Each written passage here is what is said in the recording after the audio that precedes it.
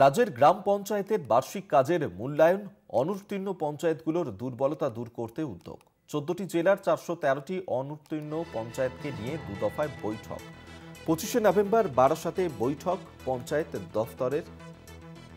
অনুত্তীর্ণ পঞ্চায়েতগুলোর দুর্বলতা দূর করতেই ওই উদ্যোগ এবং যার কারণেই ডাকা হচ্ছে এই বৈঠক এবং পঞ্চায়েতের বার্ষিক কাজের মূল্যায়ন করতেই এই বৈঠক। রাজ্যের গ্রাম পঞ্চায়েতের বার্ষিক কাজের মূল্যায়ন, অনুত্তীর্ণ পঞ্চায়েতগুলোর দুর্বলতা দূর করতে উদ্যোগ নেওয়া হচ্ছে, যেখানে 14টি জেলার 413টি অনুত্তীর্ণ পঞ্চায়েতকে নিয়ে দু দফাতে বৈঠক হবে।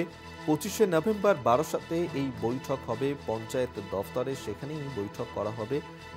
যে সমস্ত দুর্বল পঞ্চায়েতগুলি রয়েছে সেই সমস্ত দুর্বল পঞ্চায়েতগুলিকে নিয়েই আলোচনা করা হবে এই বৈঠকে।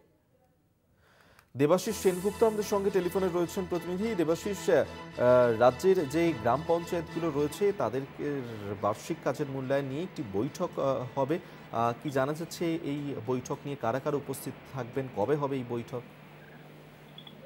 দেখো ঋষিকেশ, ইতিমধ্যেই মুখ্যমন্ত্রী মমতা বন্দ্যোপাধ্যায়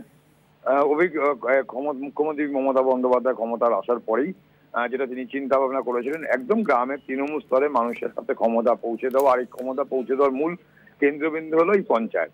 প্রতি বছরই পঞ্চায়েত দপ্তর তাদের বেশ কিছু কর্মকাণ্ড নিয়ে কর্মশালা করে এবং ঠিক এবছরও সেই কর্মশালাই কিন্তু করছে এবং সেক্ষেত্রে প্রত্যেক বছর যে বার্ষিক যে মূল্যায়ন হয় পঞ্চায়েতগুলোর কাজের পরিপ্রেক্ষিতে, কোন পঞ্চায়েত কিরকম কাজ করেছে, যা মুখ্যমন্ত্রী নিজে কিন্তু মনিটরিং করে এবং পঞ্চায়েত দপ্তরের মন্ত্রী প্রদীপ মজুমদার তিনিও কিন্তু প্রত্যেকটির সঙ্গে যোগাযোগ করেন, কারণ মাটির সঙ্গে তার যোগাযোগ এবং সেই যোগাযোগ একদম তৃণমূল স্তরে মানুষের কাছে যদি পৌঁছে দেওয়া যায় সরকারি পরিষেবা, তার যে চেষ্টা থাকে সেই কথা মাথায় রেখে রাজ্যের গ্রাম পঞ্চায়েতগুলোর বার্ষিক কাজের মূল্যায়নের ফল প্রকাশের পর যে সমস্ত পঞ্চায়েত কোনো না কোনো ভাবে বিভাগে অনুত্তীর্ণ হয়েছে তাদের দুর্বলতা দূর করতে বিশেষ উদ্যোগ নিয়েছে রাজ্যের পঞ্চায়েত দপ্তর।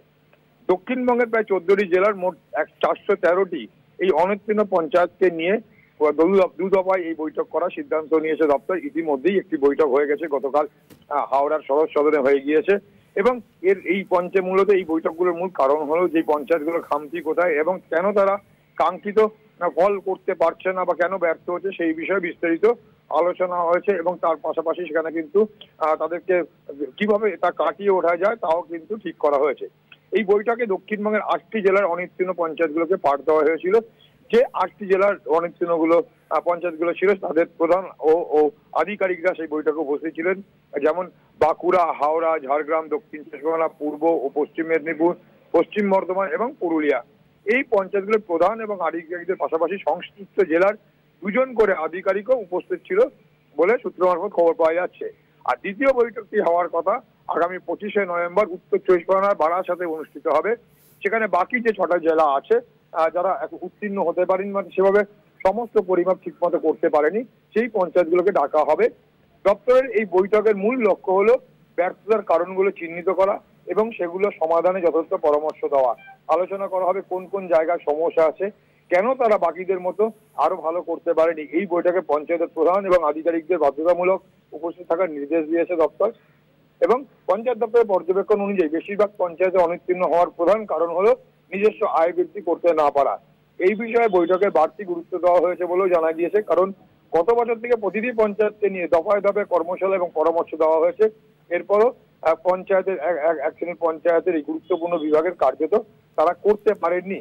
দপ্তরের এই পদক্ষেপের মধ্যে দিয়ে অনুত্তীর্ণ পঞ্চায়েতগুলোর কাজের গতি ফেরানো এবং সামগ্রিকভাবে গ্রামীণ স্তরে পরিষেবা উন্নত করাই হচ্ছে মূল লক্ষ্য পঞ্চায়েত দপ্তরে।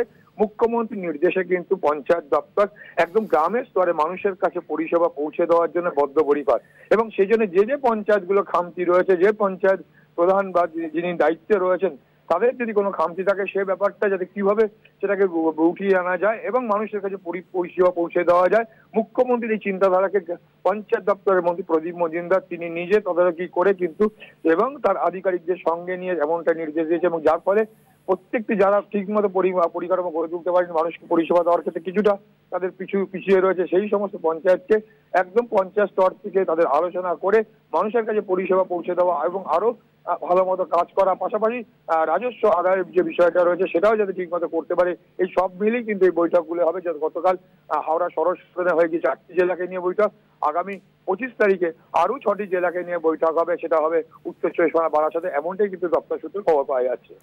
ধন্যবাদ দেবাশিস সেনগুপ্ত আমাদের সঙ্গে টেলিফোনে ছিলেন প্রতিনিধি।